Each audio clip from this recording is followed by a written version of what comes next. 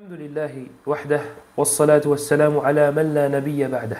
Al-Imam Ibn al-Qayyim rahimahullah ta'ala nous dit à la suite de son livre Al-Wabil al-Sayyib min al-Kalim al-Tayyib que parmi les signes du fait que quelqu'un immensifie Allah subhanahu wa ta'ala, at-taslim at-tam, la soumission totale. La soumission totale. Et ici il nous parle d'un point très intéressant. Il nous dit qu'il ne faut pas se soumettre qu'une fois qu'on connaît la sagesse de l'ordre ou de l'interdiction. Il y a des personnes qui cherchent absolument à savoir pourquoi Allah a ordonné cela. Quelle est la sagesse derrière cela? Quelle est la sagesse derrière le fait qu'Allah ait interdit cela? Cette chose-là n'est pas interdite. Mais ce qui est méprisable, c'est de se soumettre qu'une fois qu'on connaît la sagesse. C'est de s'abstenir qu'une fois qu'on connaît la sagesse de l'interdiction. Allah subhanahu wa ta'ala ne nous a pas tout dévoilé. Il y a une partie qui reste invisible et qui restera invisible. Ibn al-Qayyim rahimahullah ta'ala, il te dit que ça va le fait de connaître la sagesse, hamalahu dhalika ala mazidil inqiyad.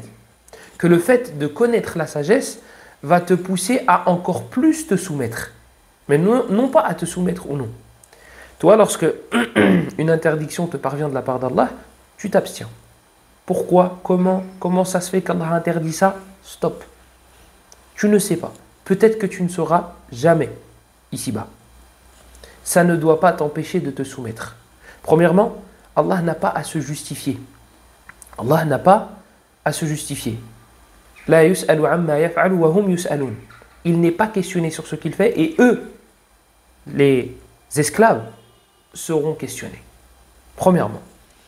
Deuxièmement, c'est un irtibar. N'oublie pas que tu es testé. N'oublie pas que tu es sur terre pour adorer Allah subhanahu wa ta'ala et dans cette adoration-là, il y a des épreuves, il y a des tests. Si Allah te dit je t'ai ordonné ça pour ça et je t'interdis de faire ça pour ça et je t'ai interdit de consommer ça parce que il est où le test? Je connais les avantages et les bénéfices de chaque ordre et de chaque interdit. Je ne vais pas me soumettre totalement à Allah. Il y a des parties qui restent et qui resteront invisibles et qui resteront cachées. Il n'est pas interdit, je reviens encore une fois dessus, il n'est pas interdit de demander sur la sagesse. Allah subhanahu wa ta'ala, lorsqu'il nous a raconté la réaction des anges lorsqu'Allah subhanahu wa ta'ala allait créer Adam, les humains. Les anges ont posé la question: Ataj'alu fiha man yufsidu fiha wa yasfiku ad-dima? Est-ce que tu vas est-ce que tu vas créer une créature qui va semer le trouble et le désordre, faire couler le sang? Eux, lam ya'taridu wa innama sa'alu 'anil hikmah. Eux, ils ne se sont pas opposés, hashahum. Ils ne se sont pas opposés à l'ordre d'Allah ou au décret d'Allah. Eux, ils voulaient connaître la sagesse. Taïb. Allah ne leur a pas reproché cela. Mais, malgré le fait qu'il ne leur ait pas reproché cela, il ne leur a pas répondu. Il ne leur a pas donné ce qu'ils voulaient. Il ne leur a pas dit, ben non, mais en fait, je vais créer ça parce que. Non. Pour plusieurs raisons. Pour plusieurs sagesses. Déjà, il faut savoir autre chose. C'est que comme la raison est limitée, elle ne peut pas tout comprendre. Quand tu expliques quelque chose à un enfant, mais cet enfant-là n'est pas apte à comprendre ce que tu es en train de lui dire, quelle va être sa réaction? Quelle est sa réaction? Il dément. Tu racontes n'importe quoi. Non, je ne suis pas d'accord. Il n'est pas d'accord. Il a 3 ans et demi, mais il n'est pas d'accord avec toi. Toi, tu sais, tu as plus d'expérience que lui sur la vie. Tu sais ce qu'il ne sait pas. Mais il n'est pas d'accord. Pourquoi? Parce que son aql, sa raison ne lui permet pas de comprendre ce que tu viens de lui dire. Nous ne sommes que des humains, nous ne sommes que des créatures. Les anges aussi, ce sont que des créatures. Si Allah venait à tout leur expliquer, eh bien, il y a des choses qu'ils ne comprendraient pas. Notamment, peut-être, cette histoire de créer des humains. Peut-être que vous ne savez pas le masalih, le mafasid, etc. Et peut-être que pour vous expliquer, ça prendrait 500 ans. Soumettez-vous à mes ordres, point. Et ils se sont soumis, comme d'habitude. Taïb, dans nos vies de tous les jours, ça doit être la même réaction. Est-ce que les savants ont réussi à trouver la sagesse de tel ordre ou de tel interdit dans le but de l'imazid et l'inqiyad, comme a dit Ibn Qayyim rahimahullah, pour encore plus se soumettre, pas pour se soumettre. Les compagnons du prophète sallallahu alayhi wa sallam, à plusieurs reprises, lui ont demandé sur la sagesse de telle chose. Dans le Bukhari et Muslim, hadith de Aïcha radiyallahu anha. Le prophète sallallahu alayhi wa sallam nous dit يغزو جيش ذي الكعبة فإذا كانوا ببيداء من الأرض يخسف بأولهم وآخرهم. À la fin des temps, il y a une armée qui va attaquer la Kaaba. Le prophète sallallahu alayhi wa sallam a dit يخسف بأولهم وآخرهم. Ils seront engloutis dans la terre, du premier jusqu'au dernier. Aïcha radiyallahu anha, elle entend ça, elle dit ya Rasulallah, il y en a qui n'ont rien fait dans l'histoire. Il y en a qui n'ont rien fait. Il y en a qui étaient là pour le commerce. Il y en a qui étaient là comme ça. C'était à côté. Parce que ce sera une Baïda min al-Ard, ce sera un endroit assez vaste qui va être. فقال رسول الله صلى الله عليه وسلم يخسف بأولهم وآخرهم ثم يبعثون على نياتهم. Le prophète sallallahu alayhi wa sallam a répondu à Aïcha, ils seront tous engloutis, du premier jusqu'au dernier. Tous ceux qui seront là. Puis ils seront ressuscités selon leurs intentions. Aïcha radiyallahu anha a demandé pour la sagesse. Elle a demandé pour la sagesse. Hadith d'Abu Bakr radiyallahu anha. Hadith wa Abi Bakrata radiyallahu anha. القاتل والمقتول في النار إذا التقى المسلمان بسيفيهما فالقاتل والمقتول في النار قالوا يا رسول الله هذا القاتل فما بال المقتول قال إنه كان حريصا على قتل صاحبه فسألوا عن الحكمة ما اعترضوا. Le prophète sallallahu alayhi wa sallam dit aussi dans le Bukhari et Muslim, il dit lorsque deux croyants se rencontrent avec leurs épées, yani ils se combattent, ils veulent se tuer mutuellement, al-qatil wal-maqtul fi an-nar, le meurtrier et la victime, bon, les deux, il n'y a pas de victime en vrai, le meurtrier, celui qui s'est fait tuer, parce que les deux, celui-là il veut la peau de celui-là et celui-là il veut la peau de celui-là, les deux veulent se tuer. La victime, yani celui qui s'est fait tuer, sera en enfer. Le meurtrier plus celui qui s'est fait tuer. Ils ont dit, ah là, pourquoi les deux seront en enfer? Al-Qatil, d'accord. Celui qui a tué, d'accord. Mais le Maqtoul, celui qui s'est fait tuer, pourquoi lui aussi il ira en enfer? Le prophète sallallahu alayhi wa sallam a dit, Innahu kana harisan ala qatli sahibihi. Lui aussi voulait tuer son frère. Les deux avaient la même intention, pardon. Les deux avaient la même intention. Lui voulait tuer celui-là et celui-là il voulait tuer celui-là. Donc ils seront récompensés selon leur niyyah. Taïb al-Shahid, c'est quoi? C'est qu'ils ont demandé, ils ont questionné le prophète sallallahu alayhi wa sallam sur la sagesse. Ils ne se sont pas opposés. Le hadith d'Abdullah ibn Abbas aussi dans le Bukhari Muslim, quand ils sont passés à côté de deux tombes. Le prophète sallallahu alayhi wa sallam il a dit innahuma la yu'adhaban. Ces deux-là sont en train d'être châtiés. Wa ma yu'adhaban fi kabir. Fi riwaya bala innahu kabir. Et le prophète sallallahu alayhi wa sallam dans ce hadith-là, il a pris deux feuilles, il a mis alayhi salatu wa sallam sa salive et il a planté ces deux feuilles là sur les deux tons. Ils ont posé la question à Rasulallah, pourquoi tu as fait ça? La sagesse. Ma'ataradou, ils ne se sont pas opposés, ils ont demandé sur la sagesse, ils ont questionné au sujet de la sagesse. Donc ça, ce n'est pas interdit, tant que ça ne te pousse pas à reculer. Si tu t'habitues à demander sur la sagesse et que tu vois que lorsque tu n'as pas la sagesse d'une chose, tu n'as pas l'explication d'une chose, tu commences à reculer ou à te braquer, alors là, évite. Là, évite, pour toi, ça risque d'être mauvais.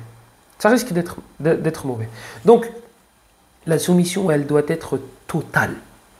Elle doit être complète. Il n'y a pas de « Ouais, mais pourquoi yursalu min bawl al-jariya wa yundahu min bawl al-ghulam fi riwaya ma lam yat'am » Comment ça se fait que l'urine de l'enfant, quand c'est un petit garçon, on est plus souple que lorsque c'est l'urine d'un nouveau-né, lorsque c'est une petite fille, Pourquoi l'histoire de la mouche là, on doit la tremper à l'intérieur? Moi je sais pas si صرنا نجادل في مشروعية الصلاة في المساجد وفي مشروعية الحجاب. On est arrivé à un point où des gens veulent débattre sur l'obligation du hijab, sur l'autorisation de prier à la mosquée, sur la supériorité du mérite de celui qui prie à la mosquée ou non. Non, mais c'est ceux qui font de l'ostentation qui prient à la mosquée. Le hijab, c'est une bid'a des wahhabites. C'est même plus l'histoire de la mouche dans le récipient. Ouais, mais ça, c'est... On est arrivé à ce stade-là. Wa inna lillahi wa inna ilayhi raji'un. Ibrahim alayhi salam. On va laisser Ibrahim et Moussa alayhi salam à la fin, si j'oublie pas, Inch'Allah. Ibrahim et Moussa, on va clôturer avec ces deux nobles prophètes, alayhima as-salatu wa salam. Lorsqu'Allah subhanahu wa ta'ala a révélé le troisième verset en partant de la fin de Surat Al-Baqarah. Lillahi ma fi samawati wa ma fi al-ard. Wa in tubdu ma fi anfusikum aw tukhfuhu yuhasibukum bihi Allah. Si vous cachez ou divulguez ce qu'il y a dans vos poitrines, alors Allah vous jugera pour ces choses-là. Yani, d'autres termes, tout ce qui passera par ta tête, tu seras jugé pour cela. Toutes tes pensées, tu seras jugé pour cela.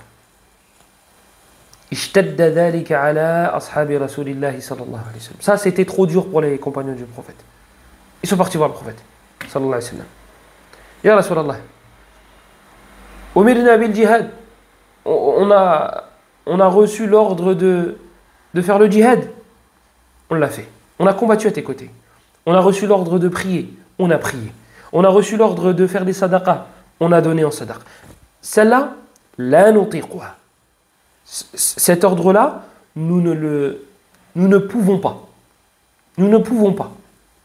La nutiq. Le prophète sallallahu alayhi wa sallam, il leur a dit Ataquluna kama qala ahlul kitabayn min qablikum.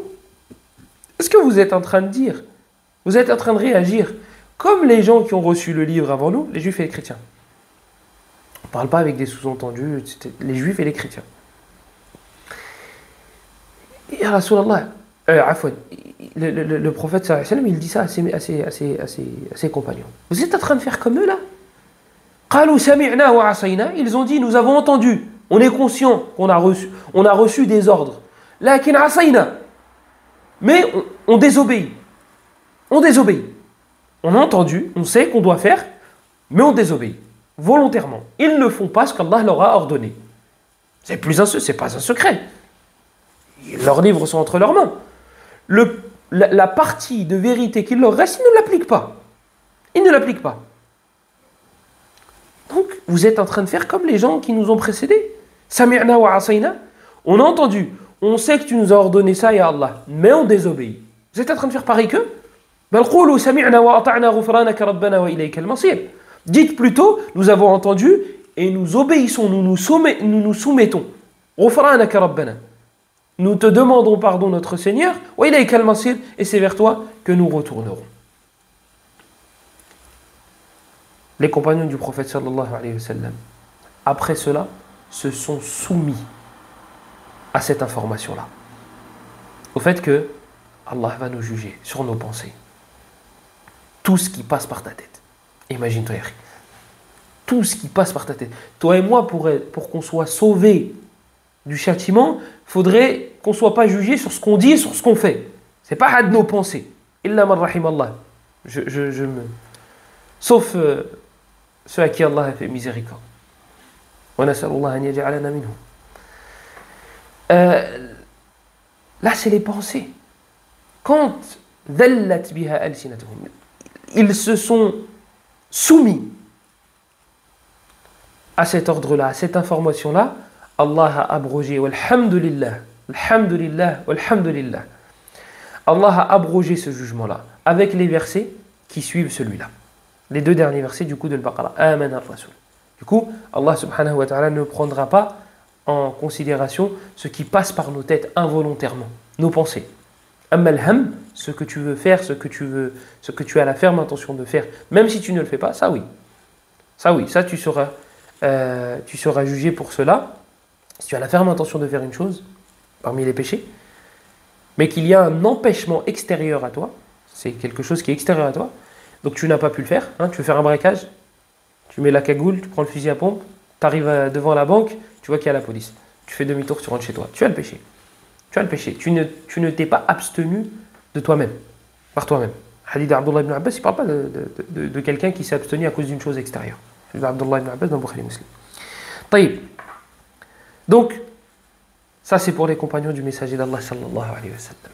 Le prophète sallallahu alayhi wa sallam nous dit dans sa sunnah, hadith d'Ismaïl, selon Malik, selon Abu Zinad, selon Al-A'raj, selon Abu Hurayra, le prophète sallallahu alayhi wa sallam nous dit Ma nahaytukum anhu fajtanibuha. وما أمرتكم به فأتوا منه ما استطعتم فإنما أهلك الذين من قبلكم كثرة سؤالهم واختلافهم على أنبيائهم ما نهيتكم عنه فاجتنبوه. Ce que je vous ai interdit de faire, فاجتنبوه, écartez-vous-en. المباعدة مع ترك المواقعة. الاجتناب, quand le prophète sallallahu alayhi wa sallam te dit écarte-toi de ce que je t'ai interdit, c'est mets un rempart, mets une longue distance entre toi et cette interdiction, la chose que je t'ai interdite de faire.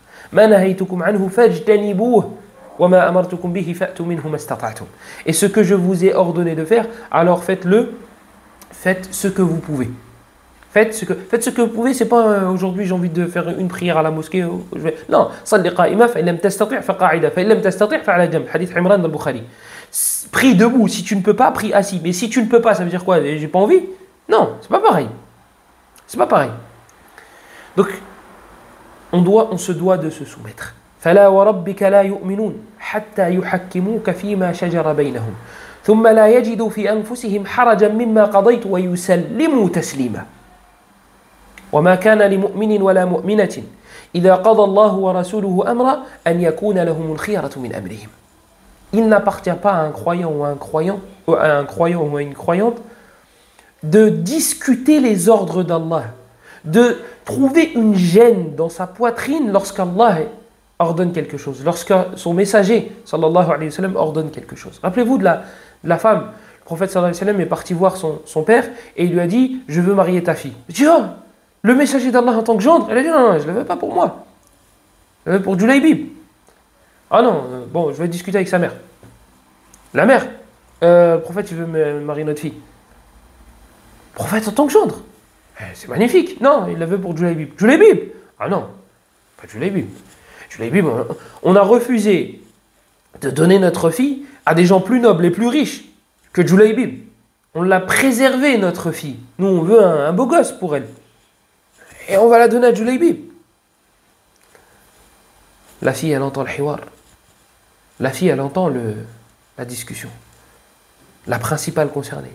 Et elle vient, elle dit Atarudduna ala an-nabiy amrah. Elle dit vous êtes en train de discuter d'une chose que le prophète a conseillé ou a ordonné. Le prophète, il n'y a pas de mariage forcé. Il n'a pas obligé cette fille-là à se... Mais elle, qu'est-ce qu'elle a dans sa tête? Radiyallahu anha. Elle a le logiciel de le prophète a dit. Ne dis pas sunnah, wajib, fard. Le prophète, il a dit. Le mot de passe, ça passe partout, ça. Ça, cette carte VIP, elle passe partout. Partout. Pas besoin de me dire c'est obligatoire ou c'est pas obligatoire. Le prophète, il a dit, je fais. Le prophète, il a ordonné, je fais. Le prophète, il nous a interdit, je m'abstiens. Donc c'est ce qu'elle est en train de dire à ses parents. Elle dit, vous êtes en train de discuter parole du prophète. Idfa'uni ilayh, fa innahu lan yudayya'ani. Poussez-moi vers cet homme-là. Fa innahu lan yudayya'ani. Il ne me délaissera jamais. Si c'est le messager d'Allah qui m'a dit de me marier, qui a dit que je devais me marier avec Julaybib, il ne me délaissera jamais cet homme-là. Et fi'alan, Julaybib radiyallahu anhu, même si ce n'était pas le plus riche, même si ce n'était pas le plus beau, le prophète il l'aimait. Après une bataille, pas longtemps après, le prophète sallallahu alayhi wa sallam cherchait chaque groupe, il leur demandait est-ce que vous avez perdu quelqu'un? Il y en a un qui est mort parmi votre groupe. Et il parle à ses compagnons. Non, on n'a perdu personne. Vous avez perdu personne? Non. Abu Bakr, Omar, ils sont là? Ok. Elle dit, mais moi, j'ai perdu quelqu'un. Le prophète sallallahu alayhi wa sallam, il dit, moi, là, après cette bataille-là, moi, il y en a un que je ne vois plus parmi vous. Et personne ne demande à son sujet. Il dit, lakinni afqidu Julaybiban. Il dit, moi, j'ai perdu Julaybib. Je ne le trouve pas. Akhi, imagine-toi. Imagine-toi, t'es pas riche, t'es pas... Mais le prophète, sallallahu alayhi wa sallam, et personne n'a cherché à savoir où est-ce qu'il était Julaybib après cette bataille-là. Personne n'a dit, moi, j'ai perdu dans mon groupe, il n'y a plus Julaybib. Mais c'est le prophète, sallallahu alayhi wa sallam, qui dit, bah, moi, j'ai perdu Foulan. Moi, je ne le trouve pas parmi les vivants. Donc, il a dit, moi, j'ai perdu Julaybib. Il est où, Julaybib? Ils le cherchent et l'ont trouvé, mort à côté de 7 mécréants morts. Qatalouh. Il a tué 7 personnes et ils l'ont tué. C'est une partie de moi, cet homme-là. Et je suis une partie de lui. Hein? C'est comme quand tu dis à quelqu'un, toi et moi, on fait qu'un. Hein? Tellement on s'aime. Ce qui me nuit te nuit. Tellement on s'apprécie, on s'aime. Normalement, ça c'est comme ça avec les croyants. Comme il a dit le prophète sallallahu alayhi wa sallam dans le hadith. مثل المؤمنين في توادهم إلى آخره. Il l'enterre le prophète sallallahu alayhi wa sallam de ses propres mains. Il l'enterre de ses propres mains. Shahid, c'est la réaction de la femme. C'est la réaction de la fille qui a entendu le prophète a dit. Oh, obligation, pas obligation. Le prophète il a dit, point. C'est bon, je n'ai pas besoin de plus. Je n'ai pas besoin de plus. Et vous le voyez, quand 2 personnes s'aiment. Qu'est-ce que celle-là, elle est capable de faire pour celle-là? Tu te dis, c'est de la folie. C'est de la folie ce qu'elle fait, cette personne-là. Des fois, tu te dis même, elle a été ensorcelée. C'est pas possible de se soumettre autant. C'est l'amour. C'est l'amour. Et c'est justement ce point-là qui va te permettre de te soumettre sans broncher. C'est l'amour. Quand on aime vraiment Allah et son messager, sallallahu alayhi wa sallam, on ne peut pas faire autre chose que se soumettre. C'est plus toi qui contrôle. C'est plus toi qui contrôle. C'est ce morceau de chair qui est là. C'est lui qui contrôle. Moi, si je veux, je sais pas moi, acheter un fusil et le diriger vers mon fils, mon corps ne m'obéira pas. Mon corps ne m'obéira pas. Je ne pourrai pas tirer. Mon corps ne m'obéira pas. Pourquoi? Parce que ce morceau de chair est rempli d'amour envers mon fils. Donc c'est lui qui contrôle. C'est ça qui contrôle. Qu'est-ce qui t'empêche de faire certaines choses? Qu'est-ce qui t'empêche d'aller trop loin? Bien sûr, il y a la raison. Mais il y a l'amour. L'amour envers cette chose ou envers cette personne t'empêche de dépasser les limites. Tu veux un autre exemple si tu n'as pas d'enfant? Tu as une Play. Tu viens d'acheter la Play 5. D'accord? Tu joues. Tu perds. Tu joues, tu perds. Tu joues, tu perds. Tu peux balancer la manette contre le mur. Parce que tu vas la racheter, même si ça coûte très cher une manette de Play 5. Mais Allah, casse ta Play. Casse ta Play. C'est elle. Bon, c'est toi le problème. Hein. T'es nul. C'est toi le problème en vrai. Mais c'est elle la source là. C'est pas la manette. Hein. C'est la Play. Et Allah, casse-la. Qu'est-ce qui va t'empêcher de la casser? Ton amour envers cette Play. Et le fait qu'elle coûte très cher. Il y a cet amour qui fait office de rempart.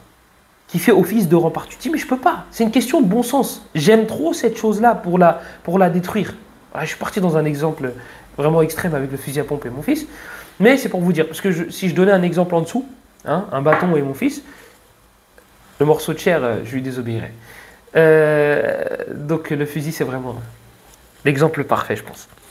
Taïb. Donc, shahid, c'est quoi? C'est que cette soumission totale émane d'un amour. On passe à Ibrahim alayhi salam. وَإِذِ ابْتَلَى إِبْرَاهِيمَ رَبُّهُ بِكَلِمَاتٍ فَأَتَمَّهُنَّ.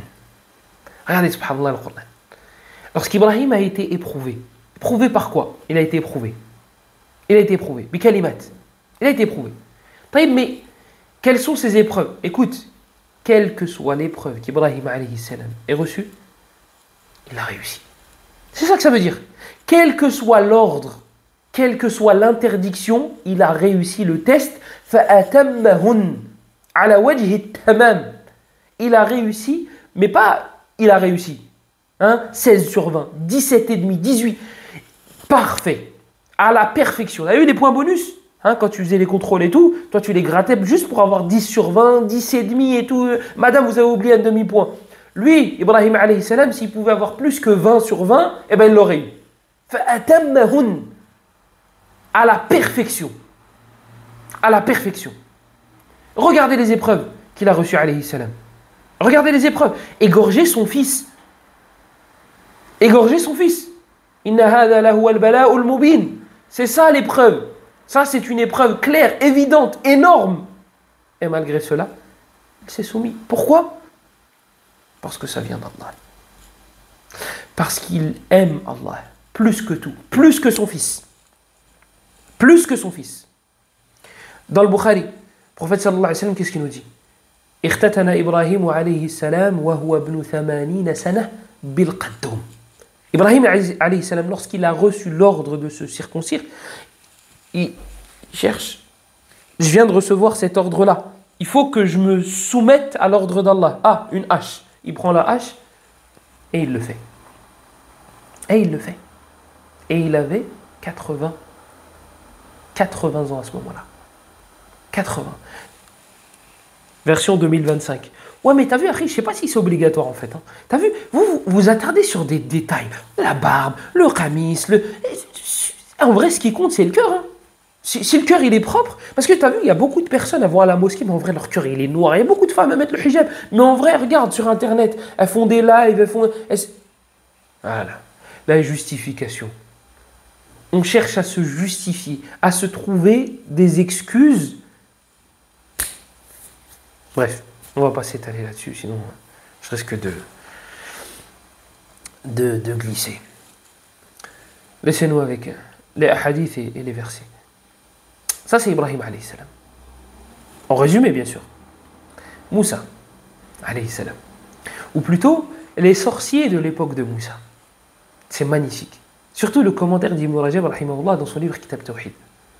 Il est magnifique. Dans Surat Taha, Allah subhanahu wa ta'ala nous raconte que Moussa alayhi salam a rencontré les sorciers de Pharaon. Il les a rencontrés, il y a eu un défi. Il y a eu un défi. Celui qui gagne, c'est lui qui l'emporte. C'est lui qui l'emporte. Donc il y a Pharaon avec ses sorciers, qui étaient des sorciers, je ne vais pas dire de haut de gamme, parce que tout sorcier...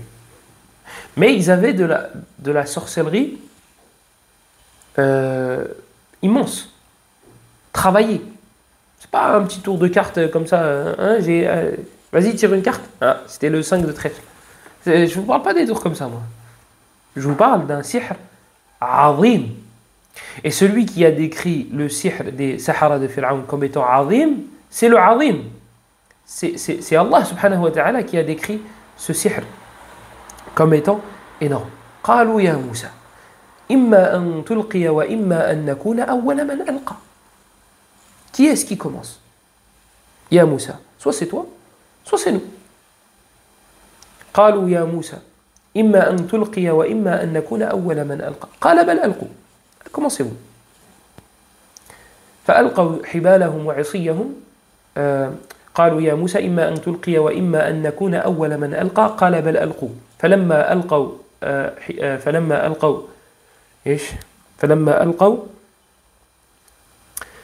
alors سمنت قال بل ألقوا فإذا حبالهم وعصيهم يخيل إليه من سحرهم أنها تسعى فأوجس في نفسه خيفة موسى قلنا لا تخف إنك أنت الأعلى وألق ما في يمينك تلقف ما صنعوا إنما صنعوا كيد ساحر ولا يفلح الساحر حيث أتى.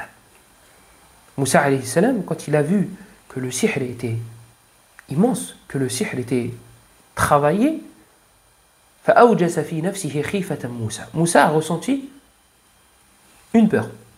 Il a ressenti une peur. فأوجس في نفسه خيفة موسى. قلنا لا تخف. Nous lui avons dit, n'aie pas peur. إنك أنت الأعلى. C'est toi le plus haut, c'est toi le plus élevé. C'est toi qu'on va sauver. وألق ما في يمينك تلقف ما صنعوا إنما صنعوا كيد ساحر ولا يفلح الساحر حيث أتى. Et jette, toi, à ton tour, ton bâton. Tu vas voir ce qui va se passer. Tu vas prendre le dessus. Tu vas prendre le dessus.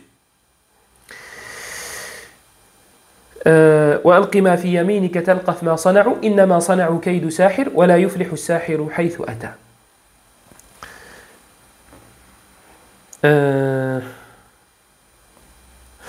فألقي السحرة سجدا قالوا آمنا برب هارون وموسى قال آمنتم له قبل أن آذن لكم إنه لكبيركم الذي علمكم السحر فلأقطعن أيديكم وأرجلكم من خلاف ولأصلبنكم في جذوع النخل ولتعلمن أينا أشد عذابا وأبقى قالوا ها هنا الشاهد قالوا لن نؤثرك على ما جاءنا من البينات قالوا لن نؤثرك على ما جاءنا من البينات والذي فطرنا. Les Sahara de Pharaon, qui étaient dans le plus haut degré de la mécréance. C'était des sorciers, Harry. C'était des sorciers. Qu'est-ce que tu veux faire de plus? Ils travaillaient pour le plus grand paria, ils travaillaient pour le plus grand injuste, le plus grand tyran, c'est le mot que je cherchais, que la terre ait pu porter. Pharaon, ils travaillaient pour lui. C'était des sorciers. Hein, quand on dit vendre son âme au diable, Harry, s'il y a plus mécréant que le sorcier, montre-le-moi. Là, ils se rendent à l'évidence que Moussa, là, il vient avec des choses énormes, avec des choses qui dépassent la sorcellerie. Nous, on est des sorciers de haut de gamme. Comme je l'ai dit, haut de gamme, mettez des guillemets. Et là, Moussa, alayhi salam, comme ça, il jette son bâton et on se fait battre à plat de couture. فألقي السحرة سجدا قالوا آمنا برب هارون وموسى. Il n'y a pas d'autre choix que le suivant. Se soumettre à Allah. Admettre que ce gars-là, c'est pas n'importe quel gars. Celui-là, c'est un prophète. Il vient de la part d'Allah. Il n'y a pas d'autre moyen, il n'y a pas d'autre possibilité. Cet homme, ce n'est pas un homme comme les autres. Il vient de la part d'Allah. C'est un miracle qu'Allah lui a donné. Ils se sont jetés, ils se sont prosternés, mais ils se sont jetés vers le sol pour se prosterner. Nous croyons au Seigneur de Haroun et de Moussa. Dans l'autre, dans surat Al-A'raf, Moussa ou Haroun. Moussa il est meilleur que Haroun. Donc en premier dans le Coran, c'est Moussa. Ensuite Haroun.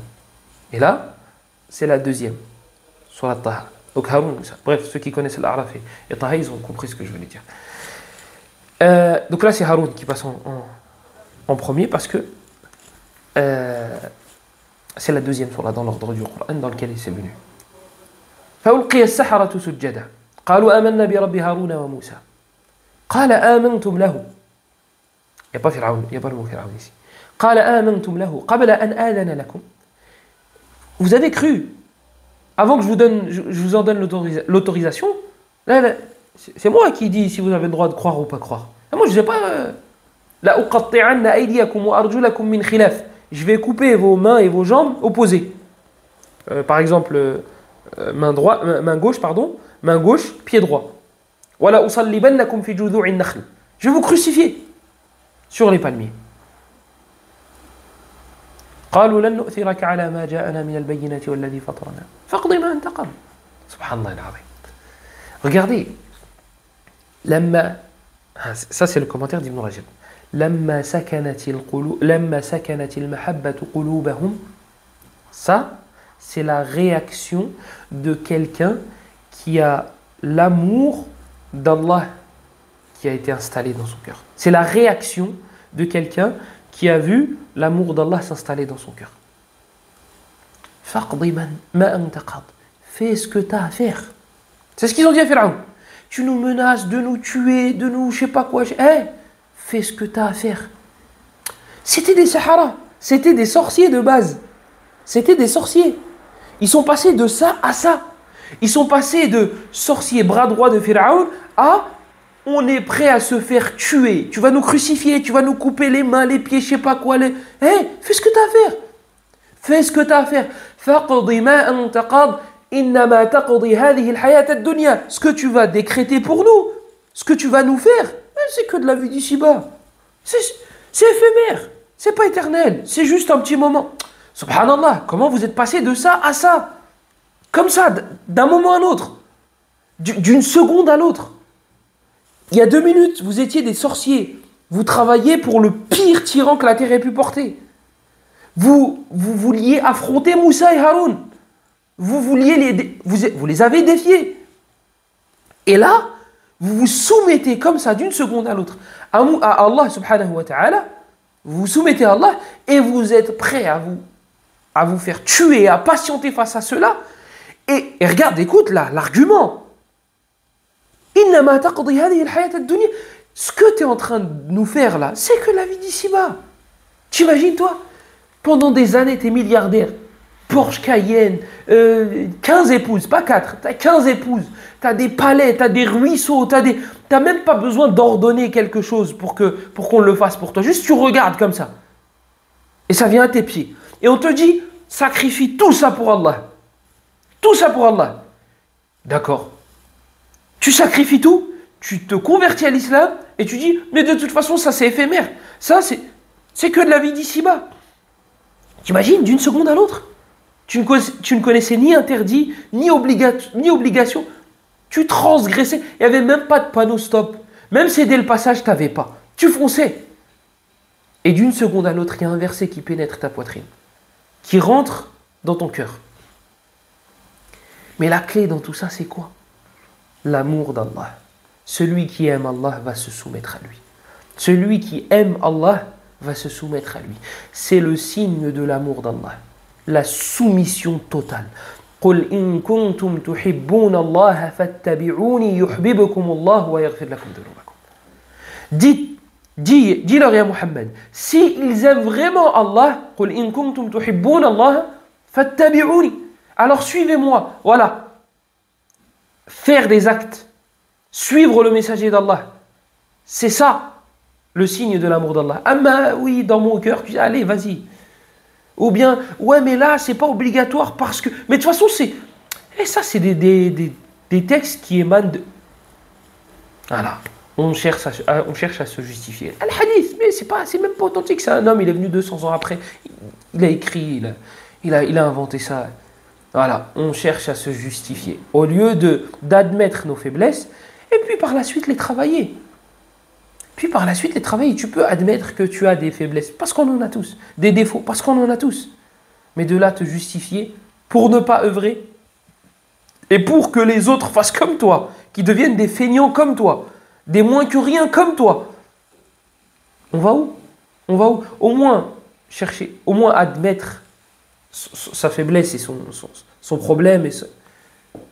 Ça va nous permettre au moins de nous remettre en question et d'avancer et de régler ce problème-là, puisqu'on est conscient qu'il y en a un. Mince, si on se justifie à chaque fois, hein, on se trouve des excuses à chaque fois. Mais t'as vu, mais moi je suis en France, en vrai, t'as vu, les gens qui prient déjà c'est rare. Alors aller à la mosquée, c'est pas... Voilà, on justifie. Ah, mais t'as vu, Akhi, ma femme elle n'a pas le hijab. Mais t'as vu, il faut y aller petit à petit, il faut y aller doucement, il faut y aller... T'as vu, ça, cette parole-là, elle a du haqq et elle a du batil. Elle a du vrai, elle a du faux. Mais souvent, elle est utilisée dans le faux. Tu as vu, c'est vrai que le travail, il y a de l'irtilat dans le travail de ma femme, mais il faut y aller petit à petit. Et Allah, on va aller jusqu'où si elle te trompe 5 fois par mois. On va y aller petit à petit, tu vois, 2 fois par mois. Hey, il y a de l'amélioration. Hein. Il y a de l'amélioration. C'est pour ça que je vous ai dit, il y a du haqq et il y a du batil. Ça, c'est du batil. Ça, c'est complètement faux. Ça, c'est complètement faux. Ça, c'est la réaction des sorciers, des gens qui sont passés de là à là-bas, qui sont passés de pires mécréants à des croyants qui... Qu'est-ce qu'il nous dit Ibn Rajab? Lamma sakanatil mahabbatu qulubahum samahu bi badli nufusihim wa qalu li fir'aun iqdi ma intaqam.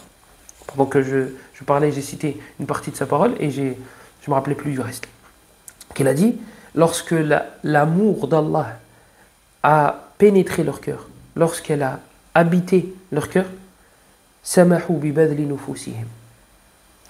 Ils ont accepté de sacrifier leurs âmes. Tu veux nous tuer parce qu'on est croyant, parce qu'on est devenu musulman, parce qu'on se soumet à Allah, parce qu'on accepte Moussa et Haroun comme étant des prophètes? Eh bien alors fais-le. Fais-le. وقالوا لفرعون اقلمها أنت قط. هذا والله أعلم. صلى الله وسلم وبارك على نبينا محمد وعلى آله وصحبه أجمعين والحمد لله رب العالمين.